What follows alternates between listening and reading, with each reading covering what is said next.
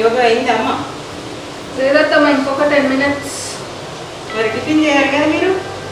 Tiffin ఏమి వద్దమ్మా, మేము ఇవాళ నుంచి డైటింగ్ ఫాలో అవుతున్నాం. Strict dieting.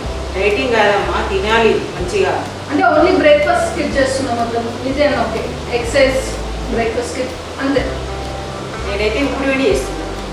అమ్మ ఉప్పుడు మీద ఎందుకు అత్తమ్మా? వేరే టిఫిన్ ఏదైనా చేయండి కదా. లేదు, నేను ఫిక్స్ అయ్యి చేస్తాను. అత్తమ్మ ప్లీజ్, మీరు అట్లా టెంప్ట్ చేయదు. ఉప్పుడు వేయండి అనుకుంటా. ఇష్టం, నేనైతే ఇప్పుడు వేడి చేస్తాను. అత్తమ్మ ప్లీజ్ వేరే టిఫిన్ చేయండి ప్లీజ్.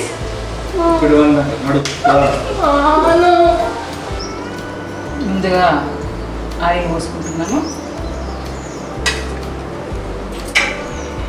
కావలసిన పదార్థాలు: ఆవాలు, శనగపప్పు, అల్లం వెల్లుల్లిపాయ, మినప్పప్పు, జీలకర్ర, బియ్యం పిండి, సన్నగా కట్ చేసిన కొత్తిమీర, కరివేపాకు, పచ్చిమిర్చి, ఉల్లిపాయ,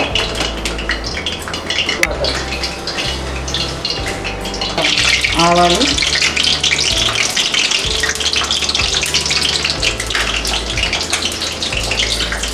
కొద్దిగా మినప్పప్పు,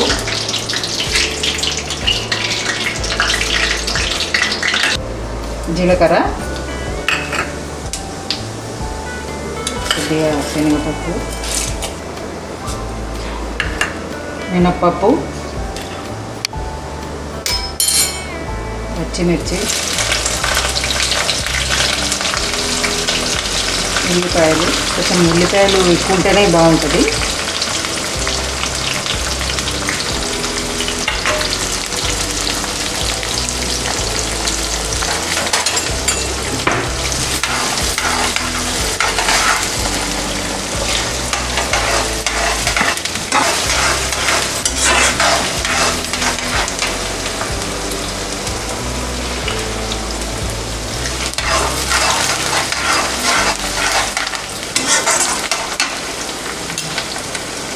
కొద్దిగా అల్లం వెల్లుల్లి, ఇది కొంచెం వేగాలి.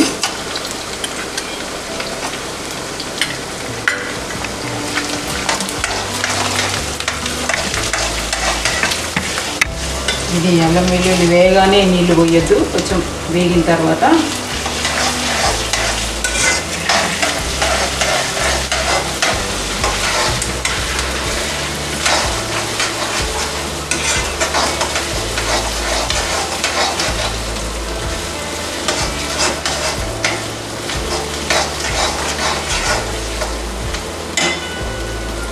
ఒక కప్పు బియ్యం పిండికి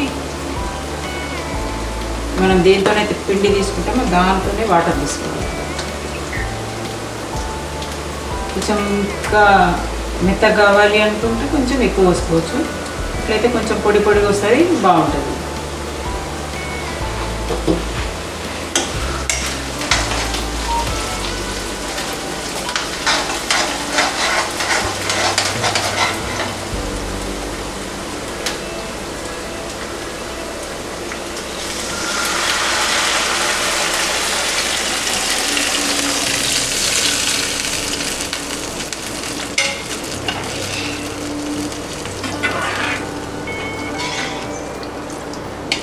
కొంచెం మేము 5గురికి సరిపడా చేస్తున్నాను. కొంచెం క్వాంటిటీ ఎక్కువనే ఇస్తున్నాను. కొద్దిగా సాల్ట్, సరిపడా సాల్ట్, కొంచెం పిండికి సరిపడా ఉప్పు వేసుకోవాలి. అంటే తినే వాళ్ళని బట్టి, తినే టేస్ట్ని బట్టి, కొందరు తక్కువ తింటారు, కొందరు ఎక్కువ తింటారు.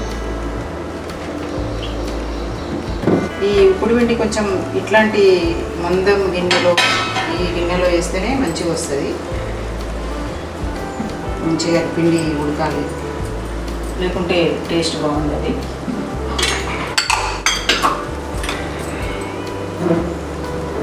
మళ్ళీ కొంచెం కొత్తిమీర వేస్తున్నాం.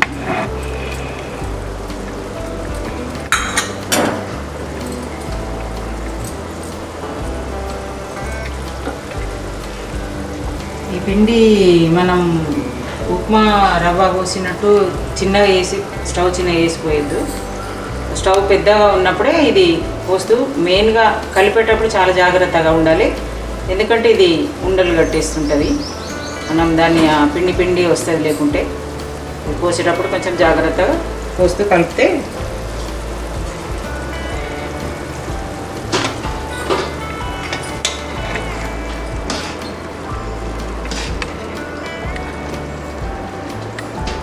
హైలో పెట్టి పోయాలి. పిండి స్టవ్ హైలోనే ఉండాలి.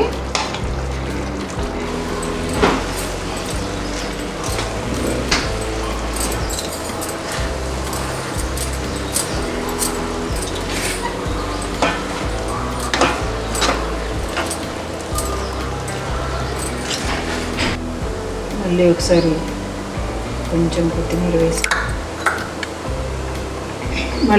కొంచెం కొత్తిమీర వేసి మధ్యలో ఒకసారి కలపాలి. పిండి ఉడికిందా లేదా చూసుకోవాలి మనం. ఇప్పుడు పిండి రెడీ అయిపోయింది, చూద్దాం ఒకసారి. అయిపోయింది, రెడీ అయింది. కొంచెం మనకి ఇట్లా కింద అట్లా వస్తే కూడా అది కూడా టేస్ట్ ఉంటుంది. మనం సర్వపిండి లాగా ఉంటుంది టేస్ట్.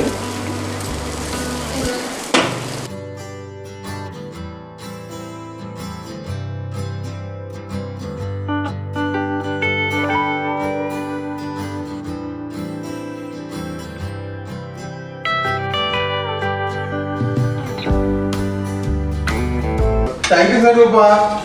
థ్యాంక్ యూ అత్తమ్మా. చాలా బాగుంది. సూపర్ అండి. Thank you. బాగుందా?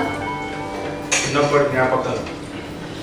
డైటింగ్ నాకంటే కంట్రోల్ కాదు, అత్తమ్మ మంచి మంచిగా చేసి పెడుతుంది, నేను తింటున్నాను. ఇవాళ నుంచి ఖచ్చితంగా చేద్దాం, ఫాలో అయ్యాం అన్నా. నువ్వెందుకు పాపు తిన్నావు మరి? తినాలి, చేయాలి. రైటింగ్ చేయొద్దమ్మా, వాకింగ్ చేయాలి, ప్రాణాయామం చేయాలి. మీకు మధ్యలో వర్క్లో స్ట్రెస్ ఉంటుంది కాబట్టి కొంచెం లేచి అటు ఇటు తిరుగుతూ తినాలి. ఎక్కువ అని అనిపిస్తే మీకు కొంచెం మధ్యలో తినాలి. అవన్నీ చేత కాకనే తిండి కట్ చేద్దాం అనుకుంటున్నాను. అట్లా వేయద్దు, బాడీ వీక్ అయిపోతుంది, B12 తగ్గుతుంది, B3 తగ్గుతుంది. మీరు అసలే ఎండకు పోవడం లేదు, రూమ్లోనే కూర్చొని ఆఫీస్లోనే కూర్చొని వర్క్ చేయడం. మీకు ఎండ ఎక్కడ, దానివల్ల అన్ని లోపాలే వస్తాయి, విటమిన్స్.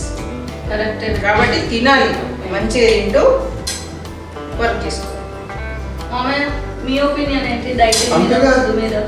కొంచెం తిన్నా సరే 4 సార్లు తినండి. కొంచెం తిని ఎక్కువ తింటే మాత్రం చాలా ఇబ్బందిగా ఉంటుంది. కాబట్టి కొంచెం మీరు అప్పట్లో బాగా తింటుండే అన్నారు కదా మీ ఏజ్ లో.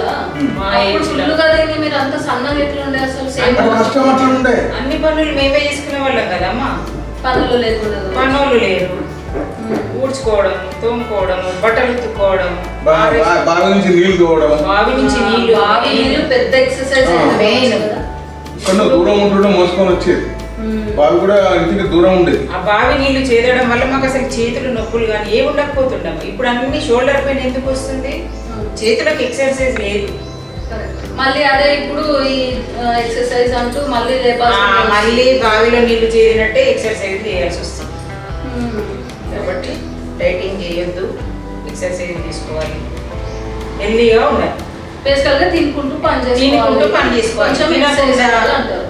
తినకుండా తిండి మానేసి డైటింగ్ చేయొద్దు. నాకు ఎట్లా తిండి మానేసి చాలా కష్టం, బట్ ఈ ట్రిక్ కొంచెం ఫాలో అవుతాం కొద్దిగా. ఎక్సర్సైజులు, వాకింగ్, ప్రాణాయామం. ఓకేనా? ఓకే.